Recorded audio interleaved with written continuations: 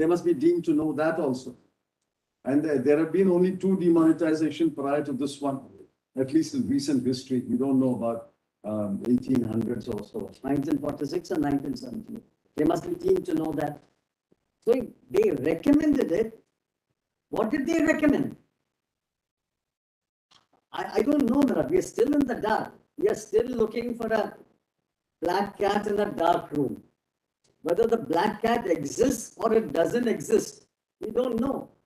So I would implore your lordships, it would be not doing justice to the petitioners who are before your lordships, unless your lordships see these documents and satisfy yourselves that the decision-making process was fair and not arbitrary, and they took into account relevant considerations and eschewed irrelevant considerations. In my note, Please wait, please wait, please wait. Please wait. That is my third proposition. Namala, there was some reference to monetary policy. Well, I don't want to convert this exercise into a debate on monetary policy. But the best of my knowledge, and I will support it, demonetization has nothing to do with monetary policy. I have just given a compilation. With your lordships, just look at the thin compilation. I'm not given it yet. See that compilation. I have to explain the 2017 Act and then the relief. I'll be done.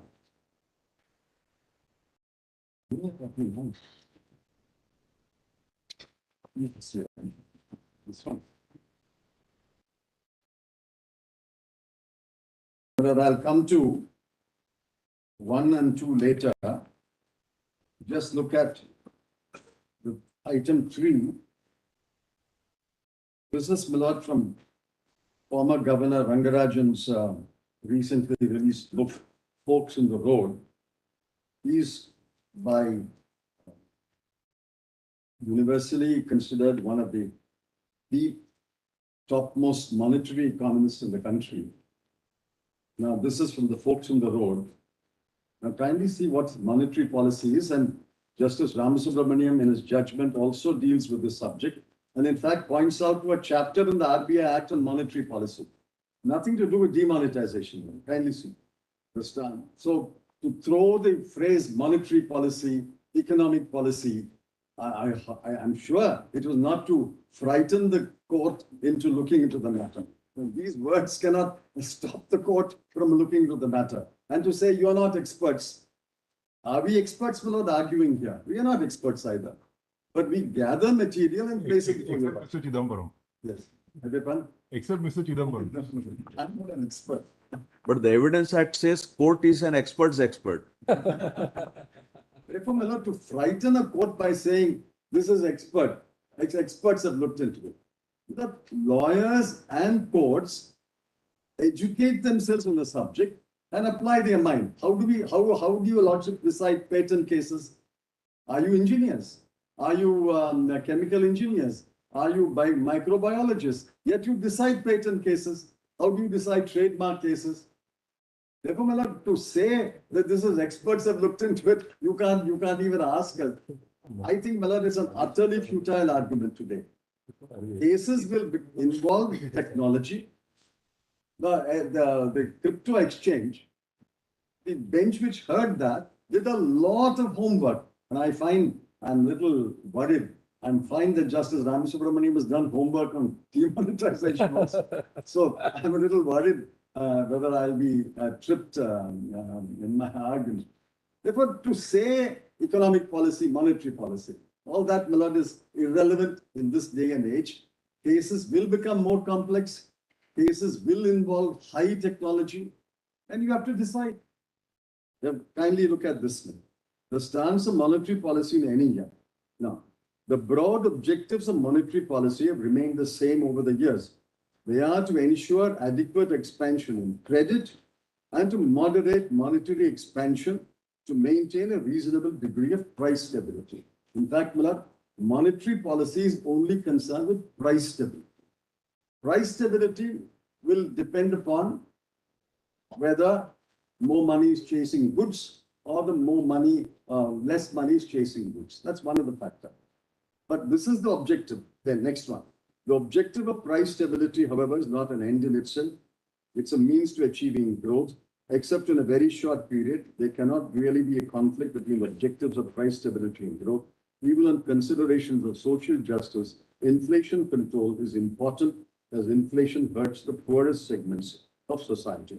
The 1994-95 report explained the multiple factors influencing inflation and the role of monetary policy. I'm not reading all that. Now kindly color over the page. Kindly come to page 15, running page 15. Getting back to the objective of monetary policy and the mandate for RBI, report added, autonomy or independence of central banks is an issue that is being debated widely over. Autonomy has many dimensions, of which the most important relates to the conduct of monetary policy. History shows that successful monetary policy requires not only a high degree of operational freedom for central banks, but also a clear enunciation of the dominant objective of policy. In industrially advanced countries, inflation control has become the dominant, if not the only objective of monetary policy. With the discontinuation of automatic monetization of central government deficit, a major step towards functional autonomy has already been taken. However, there has to be a general consensus on the need to keep the inflation rate around a certain level. Let's skip all that. Kindly come to page 12, last three pages. In any monetary policy framework, a key ingredient is the enunciation of its objectives, as its actions are guided foremost by the objectives. A recurring question in this context is whether monetary policy should be concerned with all the goals of economic policy. The issue of objective is important because of the need to provide clear guidance. Indeed, this aspect will assume added significance in the context of the increasing stress on autonomy of central banks. Then kindly come to page 19. In talking of the objectives of monetary policy in India, I had said on an earlier occasion, in a broad sense, the objectives of monetary policy can be no different from the overall objectives of economic policy. The broad objectives have been: one, to maintain a reasonable degree of price stability and to help accelerate the rate of economic growth. Nothing to do with fake currency. Fake currency will always be there. Even today, it's there. Black money will always be there as long as people hide their incomes and don't pay tax. It will be black money. And as my Lord Justice Nazir said, terrorism can be financed both by fake currency as well as genuine currency. These have never, demonetization has never been considered a part of monetary policy. Monetary policy is only concerned with price stability. Now some countries add the other objective. US employment is added. In India, price stability along with supporting growth. That is the objective. Therefore, Millard, please don't be intimidated, and I'm sure your lordships are not, by the words monetary policy and economic policy. This is a simple act of declaring currency as no longer legal tender. There is a decision-making process. Your lordships can examine the decision-making process, and your lordships can even examine the decision if it is manifestly arbitrary and absurd. I'm not saying it's manifestly arbitrary. I'm only saying please examine the decision-making process. If that decision-making process is flawed, then the decision must go. So the next submission is kindly see two judgments. How this matter relating to economic policy have been observed, that have been approached by the courts. First take, my Lord, the internet judgment itself. There also it was said it's economic policy. RBI was involved. But kindly see. T20.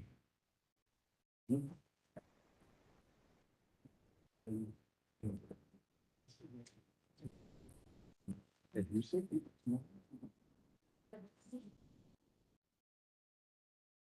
Yes. 274.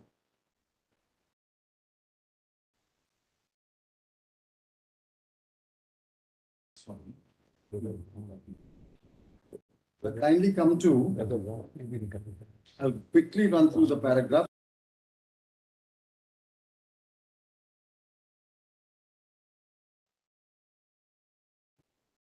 Kindly come to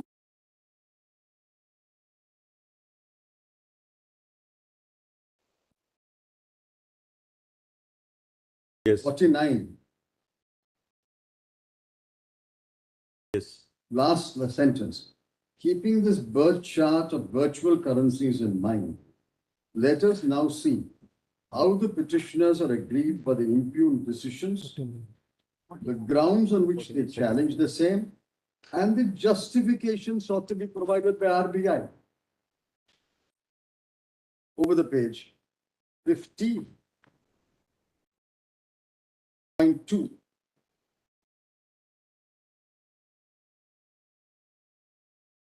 This is the submission, item 1, application of mind, satisfaction, relevant and irrelevant consideration. This is the submission. Now kindly come to paragraph 73.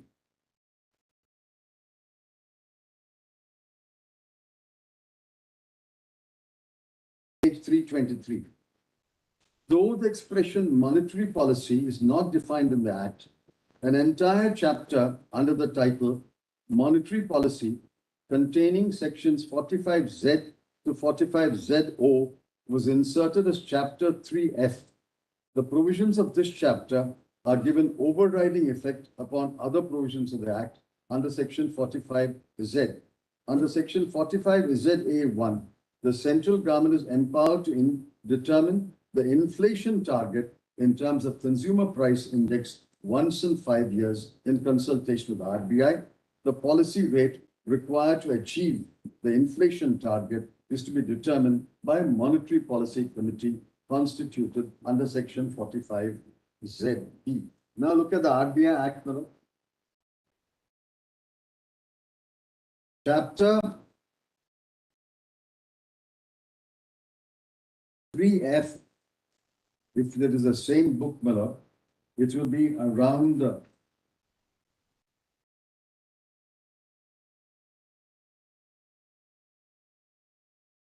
page 64 or so. Yes. Chapter 3F, monetary policy. The important sections are 45ZA. Central government shall determine the inflation target. They have determined it as 4 plus or minus 2. Then there's the Monetary Policy Committee. 45ZM, Monetary Policy Report. And 45ZN is the important section. Where the bank fails to meet the inflation target, it shall set out in a report to the central government the reasons for failure to achieve the inflation target, remedial actions, estimate of the time period within which the inflation target. For the first time, this power has been invoked and RBI is in the process of submitting a report to the central government. Therefore, madam, monetary policy is concerned with inflation. Then kindly see paragraph 163.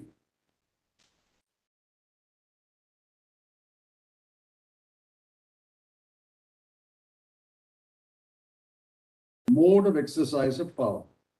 That takes us to the next question, whether the power is exercised properly in a manner prescribed by law. What, which paragraph? 163, Just one second. at Yes, page 366. yes, we have. That takes us to the next question, whether the power is exercised properly in a manner prescribed by law. Then kindly come down to placetum C. Satisfaction can be arrived at only by 1, gathering facts, 2, sifting relevant material from those which are irrelevant, and 3, forming an opinion about the cause and connection between relevant material and the decision proposed to be taken. In respect of each of these requirements, the learned counsel relied upon certain judicial precedents. Now, Milad, kindly come to paragraph 168. In fact, RBI cannot even be accused of not taking note of relevant considerations or taking into account irrelevant considerations. RBI has taken into account only those considerations which multinational bodies and regulators of various countries have taken into account. This can be seen even from the earliest press release dated 24/12 and is more elaborate than the impugned circular dated 6/4. The press release dated 24/12 states as follows. Then kindly come to 169. When a series of steps taken by a statutory authority over a period of 5 years disclose in detail what triggered their action, it is not possible to see the last of the orders in the series in isolation and conclude that the satisfaction arrived at by the authority is not reflected appropriately. In any case, pursuant on order passed by this court, RBI has given a detailed point-wise reply to the representations of the petitioners. In these representations, petitioners have highlighted all considerations that they thought as relevant. RBI has given its detailed responses. Therefore, the contention that there was no application of mind and relevant considerations were omitted loses its vigor in view of subsequent developments. Then, my lord, they say you must defer to the RBI. Now, kindly come to paragraph 191.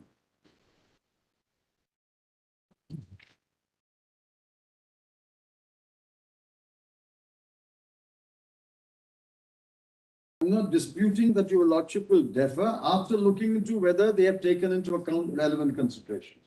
191. On the primary question. Now, skip all that, my lord. Kindly come to the last 5 lines. In fact, even the learned counsel for the petitioners has added item with counsel for RBI that economic regulations require due judicial deference.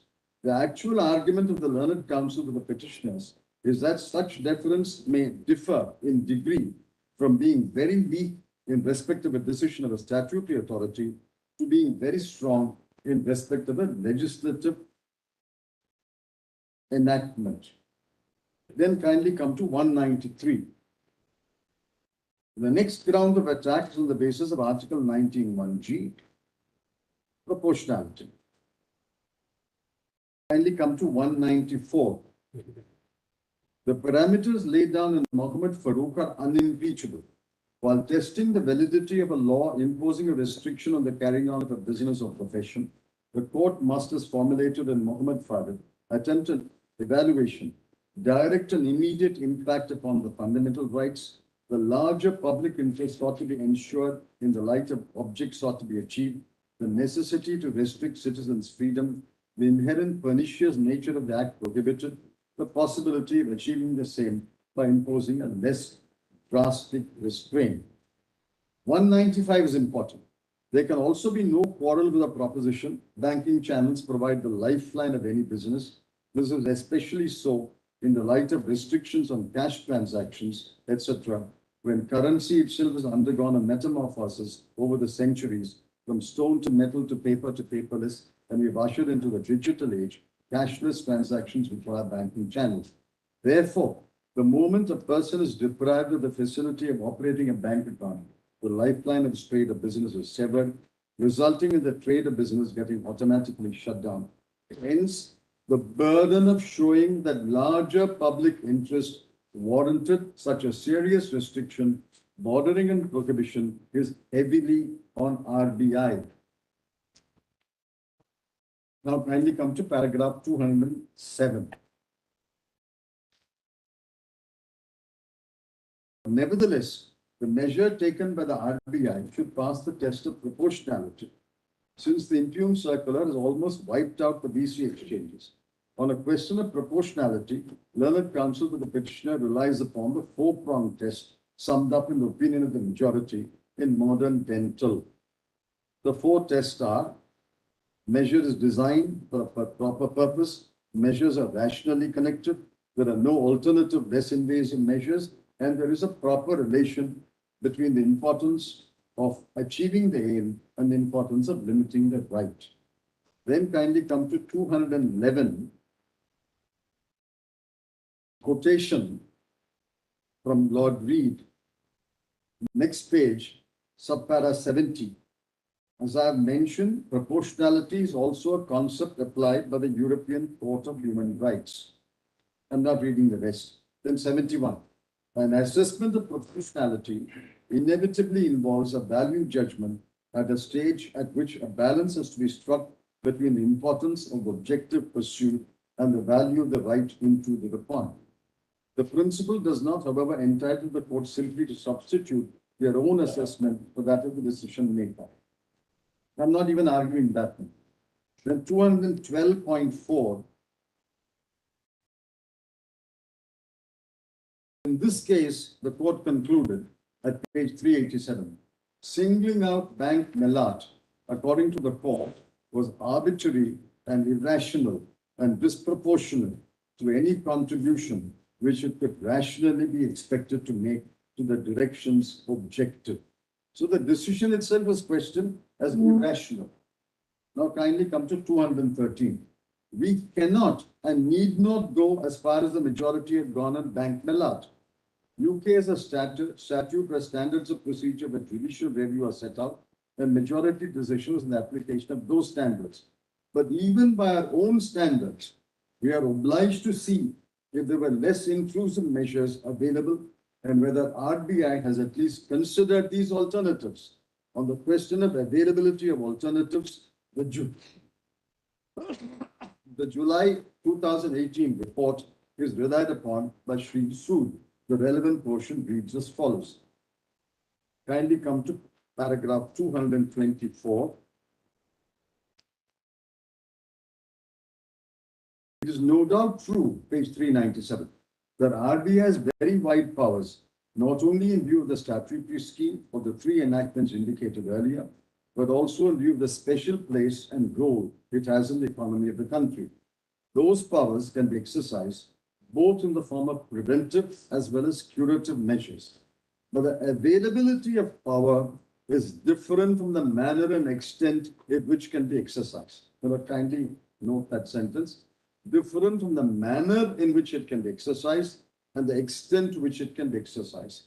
While we have recognized elsewhere in this order the power of RBI to take a preemptive action, We are testing in this part the order, the proportionality of such measure, for the determination of which RBI needs to show at least some semblance of any damage suffered by its regulated entities, but there is none. When the consistent stand of RBI is that they have not banned the VCs, and when the government of India is unable to take a call, despite several committees coming up with several proposals, both of which advocated exactly opposite positions, it is not possible for us to hold the impugn measure is proportional. And 225 minutes. On the ground of proportionality, they set it aside. Now, apply the same test. Please look at the material. Please satisfy yourself that it was material relevant to demonetization at 86.4% of the crimes. I'm not even asking your lordships to look at the outcome of their action. More or less, Milan, I've heard the learned Attorney General say it twice, and the learned counsel for the RBI say it at least thrice. We may have failed in the objectives. But that is candor, and I appreciate that. But I'm not asking your lordship to judge by the outcome. I'm asking your lordships to judge at the time the decision was taken. If the decision was taken in good faith after taking into relevant consideration and eschewing irrelevant consideration and keeping the enormity of the action, that 86.4% of the currency will be withdrawn, then your lordships will uphold it. But if your lordships come to the conclusion, I don't find any material, and certainly the material does not seem to be relevant, and certainly the material does not have taken into account the enormity of the action, then your lordship will strike it down. Now, my lord, finally, in this compilation which I gave, completely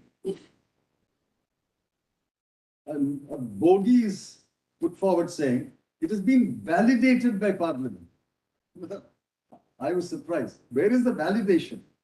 There is no validation at all.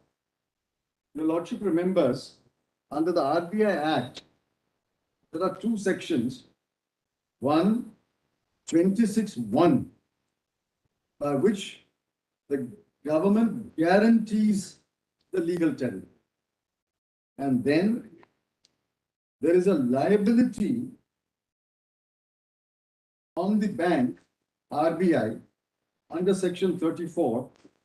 This is shown as a liability of the issue department in the balance sheet.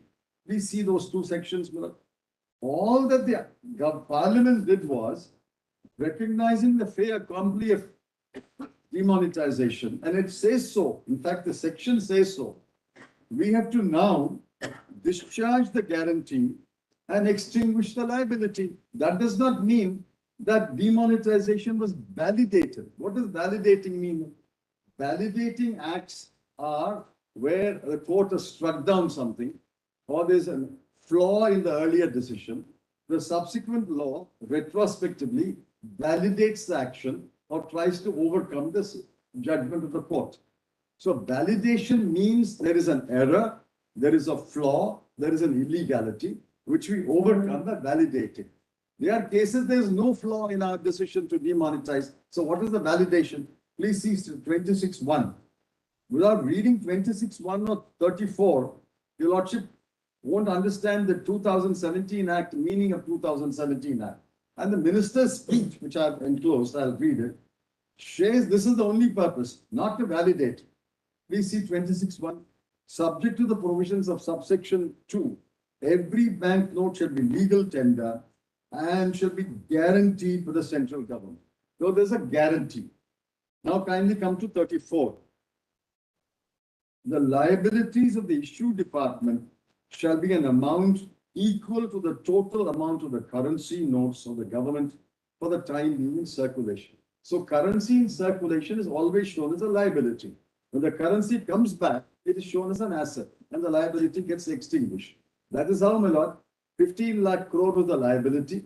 When 99% of the notes came back, no, the liability, but then there's still some liability on the balance sheet because there's issued new notes. There is a liability for the old note replaced by the new notes. Now, what does this Act of 2017 say? Please see the 2017 Act. It is there, my lord, in the compilation which I gave.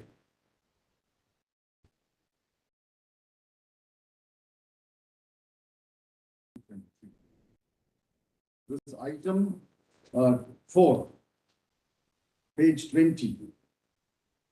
Item 4, the compilation which I gave to your lordship now. What does the Minister of Finance say?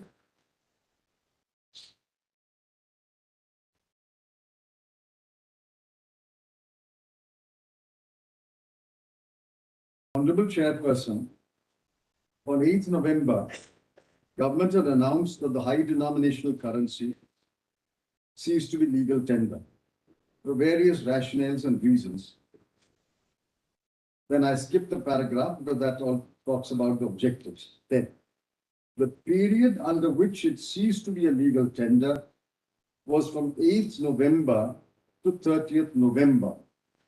The Prime Minister had also announced that on such terms and conditions, this period would be extended to facilitate certain category of cases which the RBI had independently announced in the case of either the NRI who were living abroad or even Indian residents who were traveling abroad.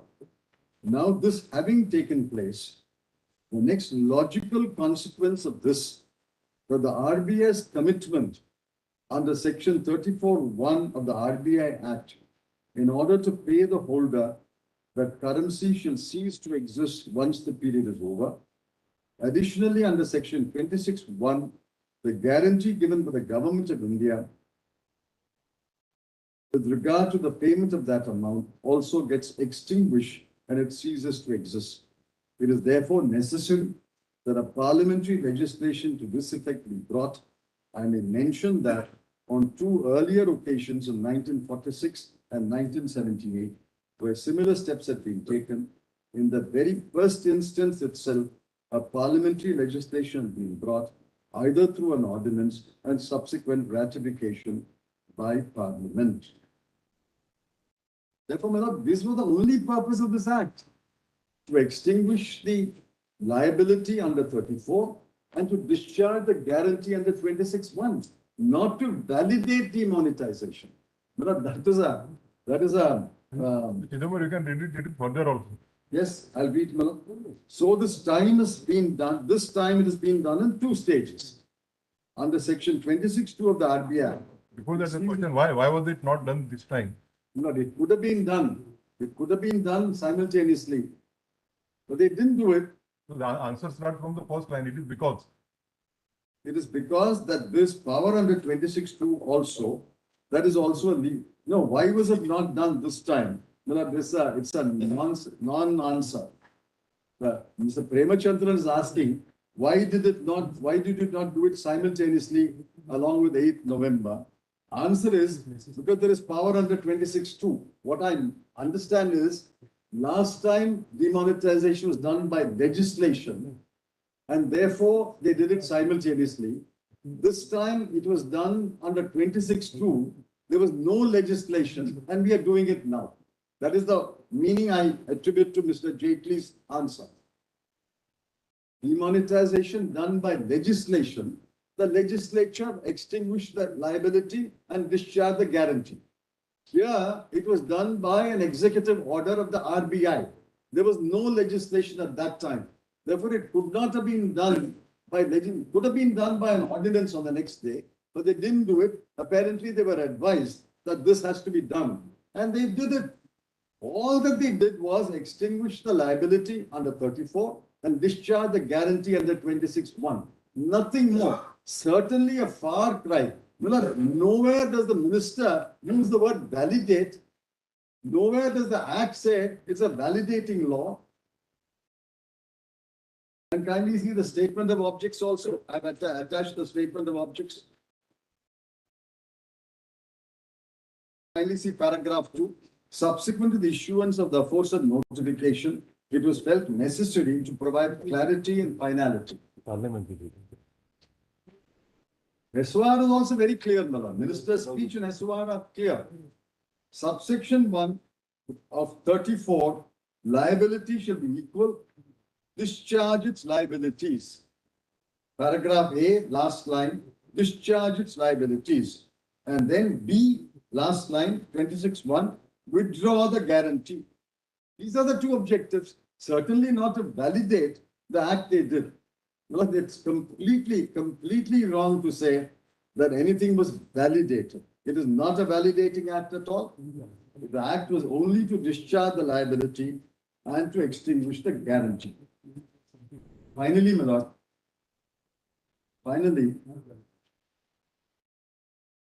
argument is it's futile. So effectively what they are saying is you're all wasting your time. You can't issue an order.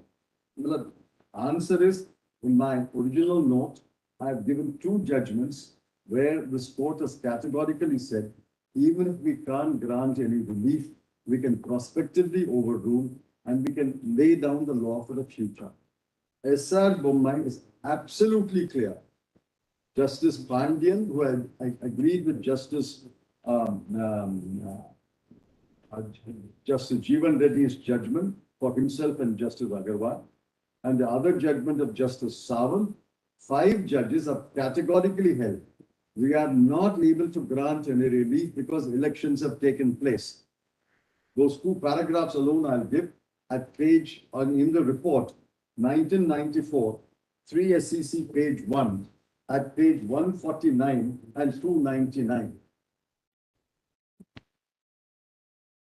1994, 3 SEC page 1 at page 149 But they have got it.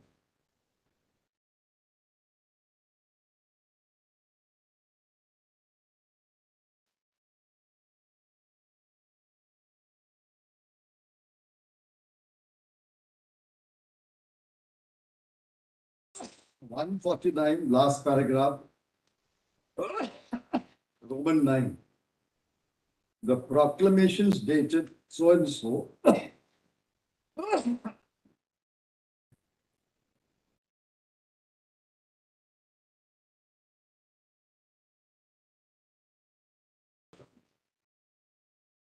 Action taken by the president in Karnataka and Meghalaya are unconstitutional. Proclamation in respect of Nagaland is also held unconstitutional. However, in view of the fact that fresh elections have taken place and the new legislative assemblies and ministries have been constituted, no relief is granted consequent upon the declaration. Then the other judgment which constitutes the majority, it's at page 299. Justice Jeevan Reddy. Kindly see Milan, 298.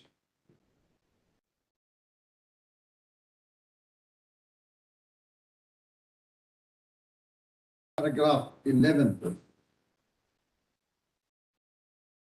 The proclamation dated so and so in respect of Meghalaya are unconstitutional, but for the fact that fresh elections have since taken place in both the states and new legislative assemblies and governments have come into existence, we would have formally struck down the proclamation, etc. Therefore, my lord, even if your lordships are unable to grant relief of striking down the demonetization, because it's done and dusted, it's a fait accompli, because your lordships are hearing the case 6 years later, your lordships can certainly pronounce on the decision-making process and on the decision, and then say what is the true meaning of 26(1) and 26(2). What is the difference between demonetization through plenary legislation and demonetization through 26(1), and explain what the decision-making process ought to be, and pronounce on whether the decision-making process in this case has been fair, and finally comment upon the proportionality of the action. Your lordship should do that in future. Who knows, my lord? We may not, I hope, have a government like Zimbabwe or Argentina, and which will come and one day say, we demonetize 100% of the currency in circulation. Therefore, my lord, my learned friends have almost mocked me for saying 86.4. But 86.4 is an enormous proportion. And if you allow them this leeway of without a transparent decision-making process and a proportional decision, a government tomorrow can say, if I can do 86.4, I can do 95.4 also. Then another government can say, I can do 99.4. Another government can say, I can do 99.9. That is not the power. That is never the power of RBI or the government. Government may have done it in parliament. We would have stopped it in parliament. Or parliamentarians who would have stopped it. But they didn't bring it in parliament this time. Even the budget discussion which took place subsequently, the entire budget discussion was castigating the government for demonetization, be that as it may. But it's done deed. Therefore, certainly, my lord, I would appeal to your lordships, show deference, but let them show deference to you by placing the papers. Your lordship is invited to show deference to them. They will not show deference to you. Let them show deference to you and place the papers, and please satisfy yourself whether the decision-making process has been fair and proportional. And declare the law, my lord, so that it will be a guide to your future. I'm obliged. I'm deeply obliged. Namdevan, how long will you take? It was in my estimation about 40-45 minutes.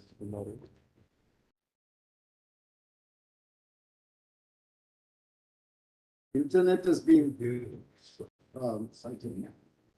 cited in a subsequent judgment, which my lady Justice Nagaratna was a party, 2022, 3 SCC 694, paragraph 65 and 66. Only the paragraph numbers, paragraph 65 and 66. Would your lordships allow me to submit a two-page Yes, yes, we will summary permit it. We of will, what I've said in the We will case law? It won't exceed 2, maybe 3 pages, no more.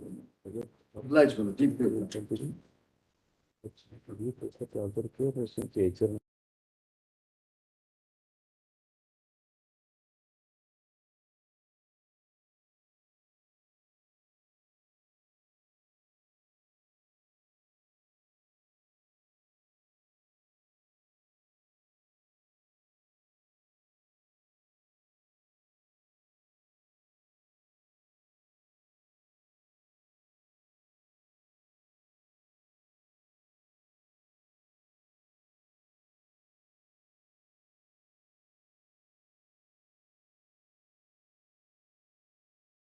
the other case, the other case, we may not take up tomorrow because this case will take some time.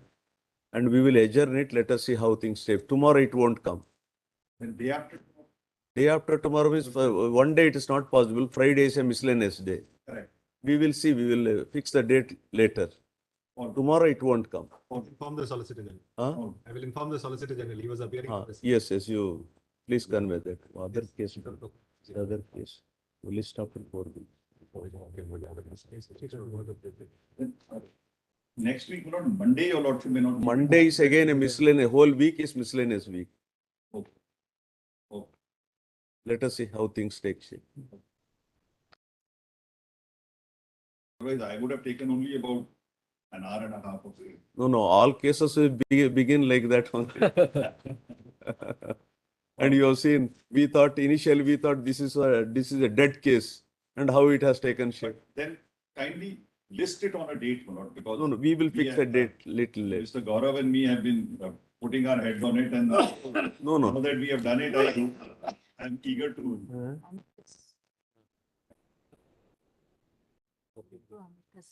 Next week also for 2 days, if your lordship can spare. we Next can do. week, because we have miscellaneous week. Even if it's miscellaneous, doesn't matter. It's No. 2 days.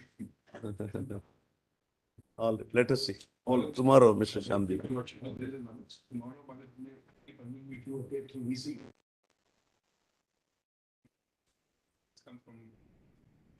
What do you want to say? Huh? Not now, sir. Not now. We are really tired, sir. Huh?